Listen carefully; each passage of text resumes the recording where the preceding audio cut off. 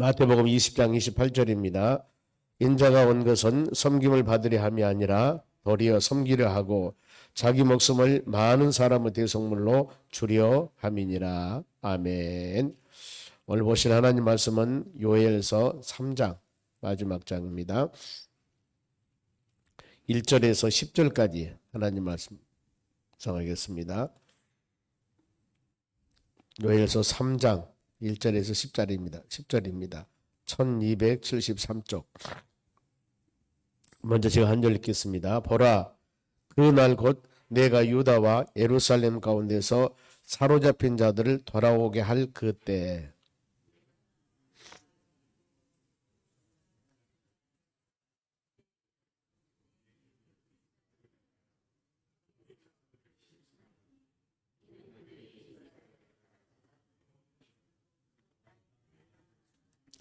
또 제비 뽑아 내 백성을 끌어가서 소년을 기생으로 바꾸며 소녀를 술과 바꾸어 마셨음이니라.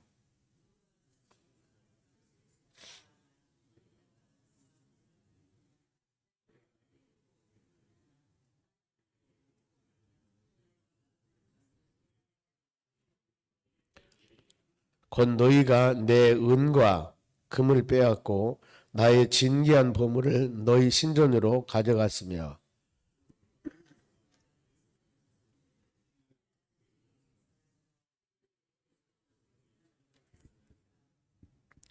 보라, 내가 그들을 너희가 팔아 이르게 한 곳에서 일으켜 나오게 하고 너희가 행한 것을 너희 머리에 돌려서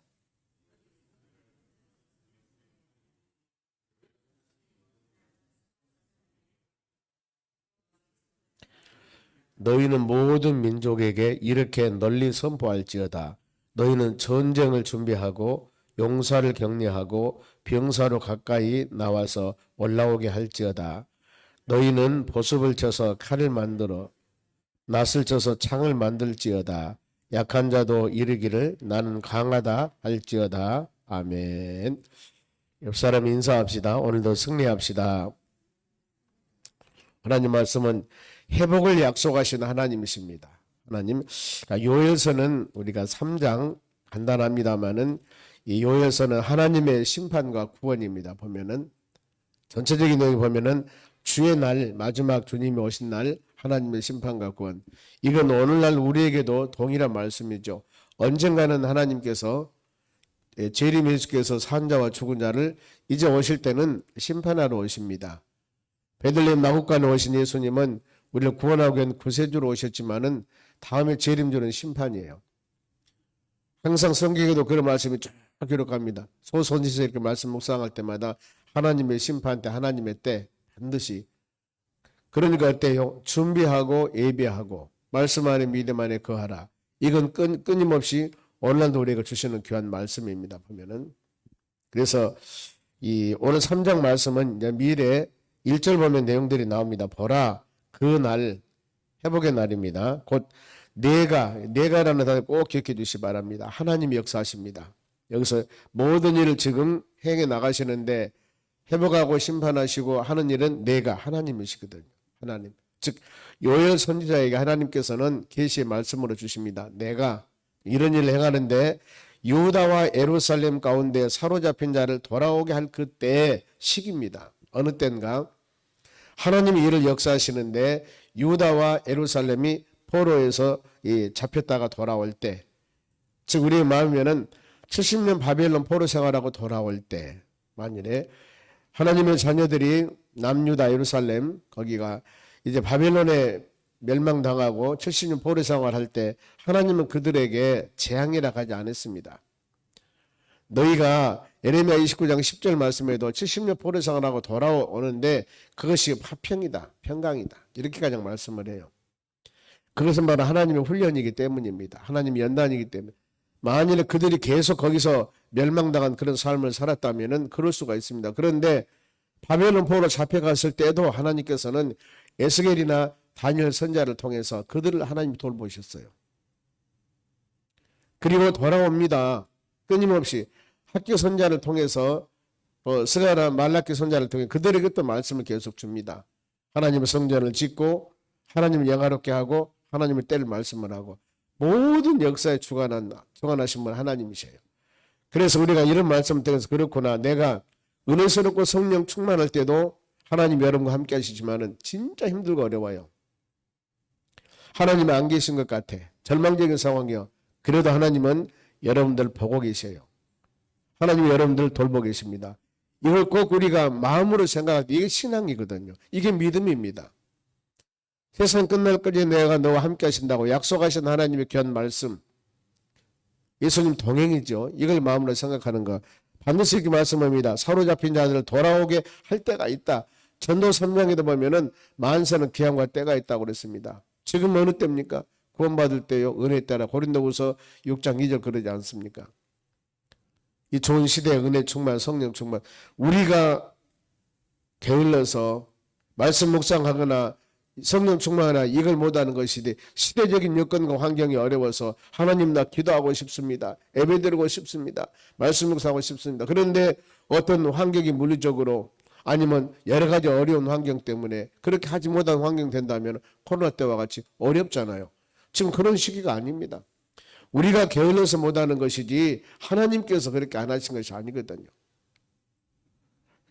1절 말씀에 하나님께 회복을 약속하는데 그러면은 그들이 사로잡힐 때 많은 하나님의 말씀과 믿음 안에 온전히 행하지 못하기 때문에 사로잡힙니다. 사로잡혀 갔습니다. 그런데 그 사로잡힌 그들을 하나님이 이제 뭐라고 말씀합니까? 2절 말씀에 신문합니다. 내가, 여기도 내가예요. 만국을 모아 데리고 여호사밧 골짜기에 내려가서, 여호사밧 골짜기는 항상 전쟁에서 승리한다, 회복한다, 이런 영적인 단어가 여호사밧 골짜기입니다. 내가 승리할 것이다. 그런데 내 백성 곧 내 기업인 이스라엘을 위해서 거기서 그들을 사로잡히게 한 자들을, 즉 우리가 말했을 때 원수들, 핍박자들을 내가 심문할 것이다. 심판한다. 하나님이 이는 그들이 이스라엘 나라들 가운데 흩어버리고 나의 땅을 나누었음이라. 이제 1절부터 쭉 9절까지 이런 말씀 보면 어떤 내용들이냐면은 그들이 즉 말하면 하나님의 자녀들에게 어려움을 주었던, 믿음의 자녀들을 점령하고 정복하고 힘들고 나라를 빼앗고 바로 핍박과 어려움을 주었는데 그 어려움을 줬던 그들을 이제 하나님이 하나하나 심판합니다. 심판한 이유입니다. 왜 심판한 줄 아느냐? 반드시 이유가 있습니다. 여호수아 시대 때 이제 하나님께서는 모세가 죽고 나서 요단강 건너서 가나안 땅 들어가서 나라를 만듭니다. 하나님의 나라를. 그 시대를 정복 시대라고 그럽니다. 여호수아 24장까지 말씀을 통해서 하나님의 이제 여호수아가 전체 우리나라 같으면은 남한이 9도, 북한이 4도, 5도에서 14도 이제 보면은 우리 전체가. 그런데 이제 하나님께서는 그 가나안 땅에서 가나안 땅 그 지역 전체 지역을 이제 14 이스라엘 나라를 만듭니다. 12지파를 통해서 이제 나라를 만들어요. 계속 정복상. 나라를 만들면서 여호수아가 그 사명을 감당합니다. 그런데 가나안 원주민들이 있습니다. 원주민들을 철저하게 다 죽입니다. 다 어려움을 줘요. 아니, 저는 가끔 이 생각할 때마다 하나님은 그 영혼들을 전도하고 돌아오게 하지 다 짝들이 죽입니까? 왜 죽여요? 그들의 죄악이에요. 그들의 죄악. 철저하게 우상을 섬기는 그들의 죄악. 그것 때문에 심판을 받는 거예요. 하나님의 심판이요. 악인도 심판을 받습니다. 그 심판. 그리고 거기다가 하나님의 자녀들 이스라엘을 세운 거예요. 하나님께서. 그들의 심판. 그래, 믿음의 자녀들은 항상 믿음 안에 하나님께서 세워지고 은혜 주시지만은 어떤 사람이 어려움과 고난 당할 때 연단 수단도 있지만은 심판받을 때는 반드시 이유가 있습니다. 모든 일은 여러분. 그래서 금년 안에 하나님의 뜻을 생각하라고 그랬습니다. 되어진 일, 열매를 맺어진 일, 이것을 놓고 우리는 원망불평해서는 안 돼요. 왜? 반드시 하나님의 뜻이 있다는 거예요. 반드시 모든 일들은 잘 되었든 못 되었든 이것이 부서졌든 세워졌든 하나님의 뜻은 반드시 있어요. 왜 세웠을까? 왜 부쉈을까? 그것이 선한 방법도 있지만은 바로 잘못된 지도하는 방법도 있겠죠. 이걸 마음으로 묵상하며 생각한다면 하나님께서 은혜가 되는 겁니다. 쭉 지금 말씀을 그들 원수들을 심판하는데, 그러면 3절 보세요. 또 제비 뽑아 내 백성을 끌어가서 지금 원수들 심판 이유입니다. 왜 내가 그들을 심판한 줄 아느냐? 악한 사람도 심판 이유가 있어요. 소녀를 기생으로 바꾸며 소녀 여자애를 술과 바꾸어 마셨습니다. 이렇게 타락했습니다. 이것 때문에 심판받는 겁니다. 그리고 그러면은 하나님이 심판한다고 그러는데 심판의 대상 지역이 어느 것인가? 4절입니다. 두로 시돈. 어제 수요일에 제가 두로 시돈 성경 지도를 보여줬습니다. 보면 지중해에 있는 바로 우리 같으면은 장항이나 아니면 인천이나 이쪽에 있는 서해안 쪽의 도시 지역을 말합니다. 두로 시돈. 거기가 두로와 시돈과 블레셋 상당히 도시의 큰 도시입니다. 이런 도시 지역인데 너희가 나와 무슨 상관이 있느냐? 너희가 내게 보복하겠느냐? 만일 내가 보복하면은 너희가 보복하는 것을 내가 신속히 너희 머리에 돌릴지니라. 이것은 심는 대로 거둔다 그 말이죠. 그들이 악을 행했습니다. 하나님의 자녀들에게 많은 어려움을 줬습니다. 이것 때문에 너희들은 신문을 받는다. 그러면서 이제 5절 이유가 또 나옵니다. 5절 말씀에 너희가 내 은과 금을 빼앗았고 나의 진귀한 보물을 너희 신전으로 가져갔으며 바벨론 포로 생활할 때 남쪽 유다가 멸망당합니다. BC 586년입니다. 바벨론 왕 느부갓네살 왕이 군대를 데리고 와가지고 이스라엘 바로 솔로몬 성전을 완전히 부숴버립니다. 그리고 금은 보석으로 그야말로 멋지게 다윗 성전을 짓지 못하고 아들 누가 지었습니다? 솔로몬이 지었습니다. 대단하게. 그런데 바벨론 느부갓네살 와가지고 철저히 다 부숴버려요. 있는 금은 집기 보석 다 가져가 버립니다. 지금 그거잖아요. 이것 때문에 너희들은 원수들을 심판하는데 그거다. 왜 너는 금은 다 모든 진귀한 보물을 다 빼앗아 너희 신전으로 가져갔냐? 간 신전으로. 그들이 갖다 뒀습니까? 자기들 신전에 놔둔 거예요. 그것이 바로 원수들 심판당한 이유예요. 잘못된 일 했지 않습니까? 6절도 보세요. 유다 자손과 예루살렘 자손들을 헬라 족속에 팔아서 그들을 영토에서 멀리 떠나가였으며 잡아갔지 않습니까? 많은 어려움을 줬습니다. 그런데 하나님께서 어떻게 말씀을 하냐면은 그들에게 이제 언젠가는 회복해 주시고 하나님께서 은혜를 주시는데 그 말씀이 쭉 나옵니다. 7절 봅니다. 보라 내가 그들을 너희가 팔아 이르게 한 곳에서 일으켜 나오게 하고 이제 회복시킵니다. 너희가 행한 것을 너희 머리에 돌리리라. 하나님께서는 포로 잡혀갔던 그들을 이제 회복시켜서 돌아오게 할 것이다. 하나님의 약속입니다. 그러면서 하나님의 자녀들에게 이제 너희는 세상 말로 당하고만 있지 말고 전쟁 준비해라. 전쟁 9절입니다. 너희 모든 민족들에게 이렇게 널리 선포할지어다. 너희는 전쟁을 준비하고 용사를 격려하고 병사로 가까이 나와서 올라오게 할지어다. 전쟁의 승패. 구약에 보면 전쟁사들이 많이 나타납니다. 그런데 전쟁의 승패는 하나님이셔요. 많은 무기와 많은 어떤 방법을 가지고 수단을 가지고 전쟁하려고 하지만은 그러면 다 실패해요. 그런데 하나님을 의지하고 믿음으로 나갈 때 승리합니다. 특히 사사기도 보세요 보면은요. 기도원은 300용사입니다. 미디안과 전쟁할 때 그때 사사기 때 이 전쟁할 때 모병제로 모이니까 32,000명이 모였습니다. 하나님은 너무나 많다는 거예요. 다 보내고 조금이라도 염려 근심한 사람 두려운 사람 다 보내고 결국에 300명만 남습니다. 32,000명이 왔어요. 다 보냈습니다. 그 믿음의 사람 300명 가지고 미디안 전쟁에서 승리하지 않습니까? 다윗과 골리앗 싸움 유명하지 않습니까? 수많은 이런 상황을 보더라도 하나님께서는 믿음의 사람들이 기도하며 간구할 때 그들이 나가서 전쟁에 싸운 것이 아니라 어떤 물리적인 수단이 아니어도 천재지변 다른 방법을 통해서 하나님 방법을 통해서 그들이 눈을 멀게 하든가 우박을 내리든가 어떤 것을 통해서 적군들을 물리치는 방법들은 구약의 전쟁사에서 많이 나옵니다. 이게 뭐예요? 모든 것은 하나님이 행하신다는 거예요. 그래서 하나님께서 하나님의 자녀들에게 왕을 세울 때 조건이 있지 않습니까? 바로 여자 많이 얻지 말라고 그랬고 본국의 사람들 얻으라고 그랬고 더 나가서 항상 하나님 말씀을 옆에 두어라. 그리고 더 나가서 이런 군사 많이 두지 말라. 군사 많이 두지 마라. 한 나라 왕이 되면 또 나라가 부강하려면 군사가 많이 있어야 돼. 그런데 군사를 많이 두지 말아야겠어. 왜? 오직 하나님 의지하고 모든 일을 해야지 인간의 수단과 방법과 능력 가지고 하려고 하면 안 된다. 이걸 말씀하는 겁니다. 우리가 요즘 믿음의 사람들 동일합니다. 우리가 제일 먼저 할 일은 뭐냐면은 하나님께 기도하는 일입니다. 하나님께 맡기는 일입니다. 주님 의지하는 일입니다. 이랬을 때 우리에게 힘과 능력도 주시지만은 환경도 만들어 주십니다. 더 나가서 일꾼들도 보내주시는 거예요. 일할 때. 할 수 없습니다. 환경이 안 됩니다. 안 되죠. 그런데 하나님께서 기도하면은 일꾼을 보내주시든가 우리에게 능력을 주시든가 환경을 변하게 하시든가 하나님이 만들어 주신 겁니다. 역사를 주관하시면 하나님이시거든요.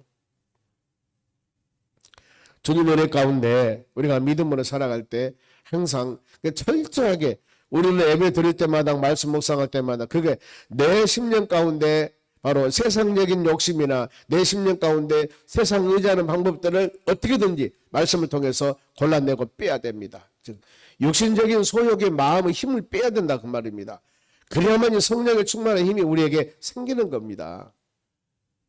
육신적인 힘이 강해버리면 성령의 힘이 여러분 강할 수가 없습니다. 그래 바울도 고백하지 않습니까? 오라 나는 공고한 사람이다.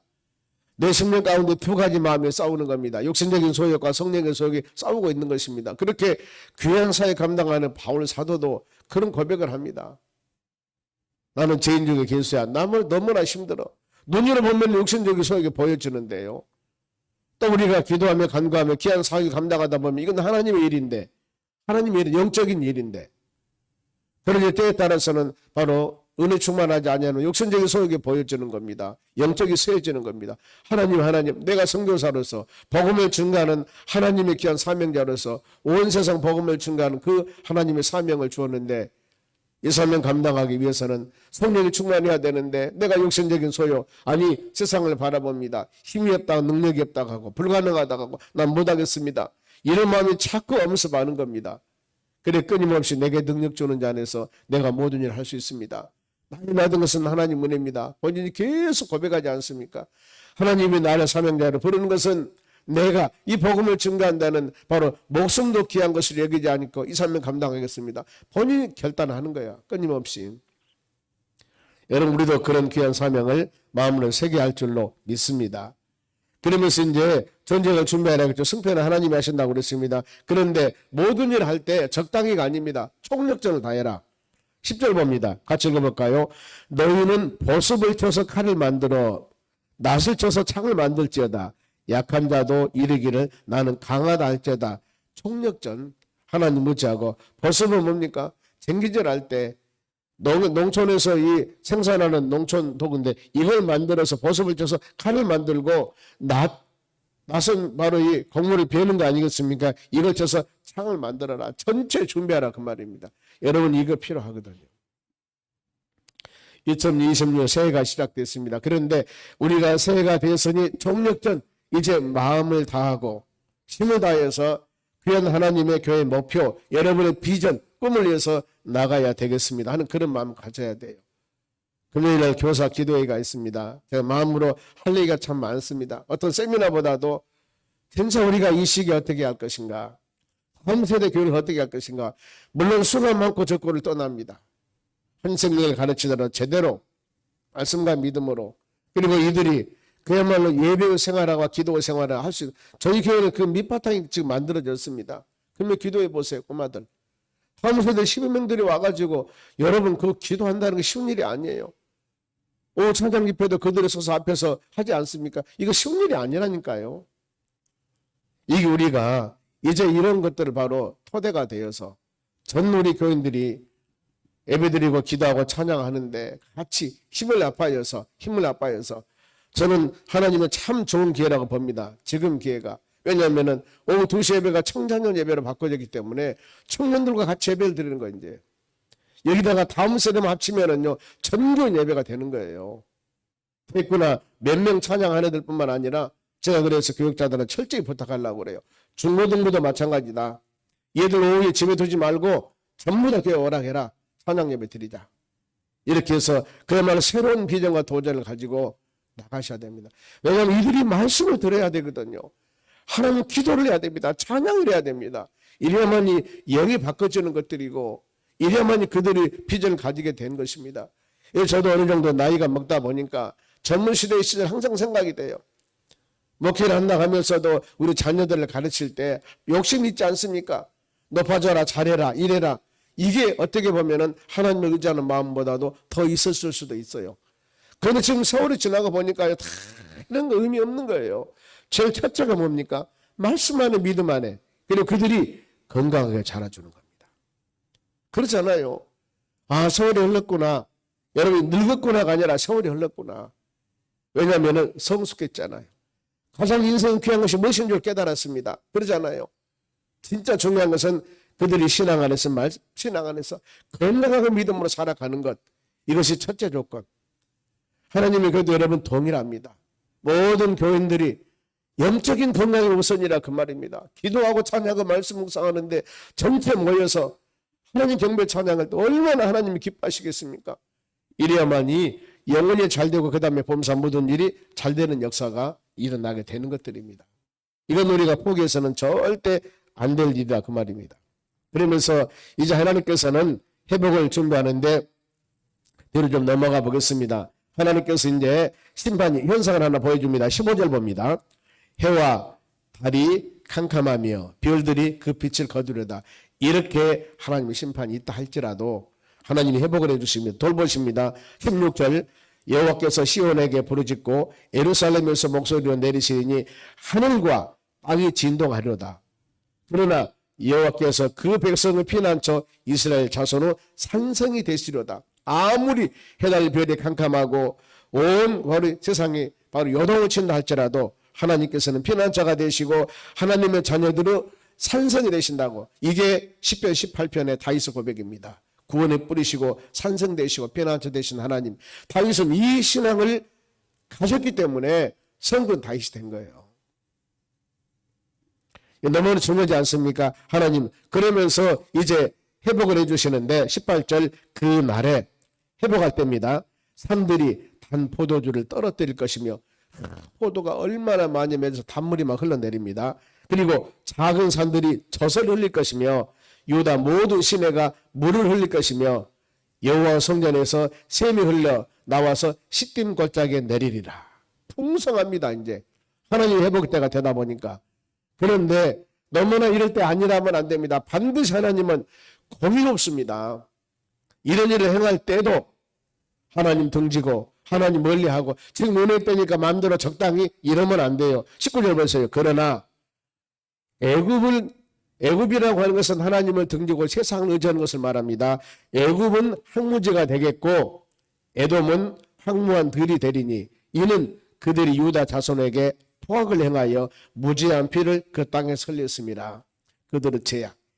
항상 하나님은요 회개하고 돌아오기를 원해요. 있는 그 상태로 돌아오면 안 된다니까요.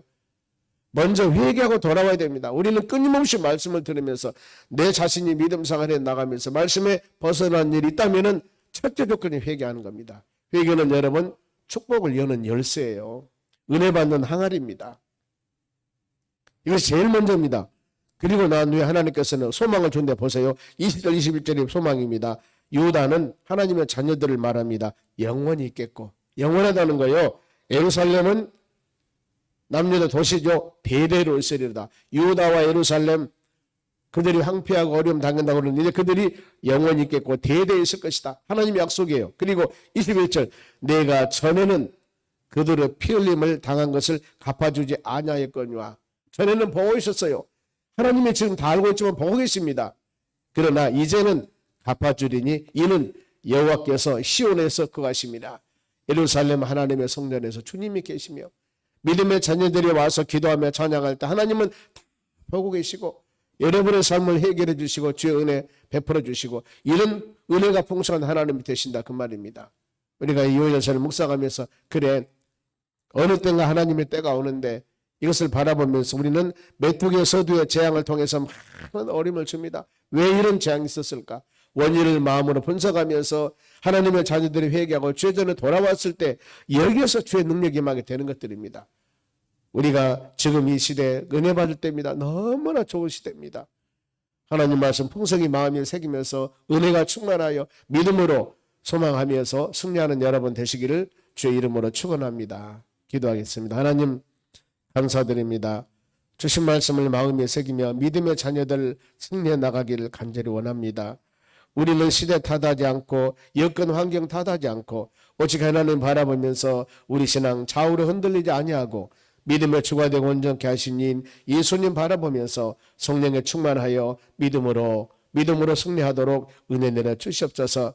날씨가 많이 춥습니다. 우리 신앙 흔들리지 않도록 도와주시고 가정사업장 직장일도 지켜주셔서 우리가 계획한 하나하나 일들이 주님의 도우심으로 성령의 역사로 아름다운 열매가 주렁주렁 맺도록 복의 복을 더하는 이 하루가 될 수 있도록 은혜 내려 주시옵소서. 감사하며 예수님의 이름으로 기도하옵나이다. 아멘. 주기도문으로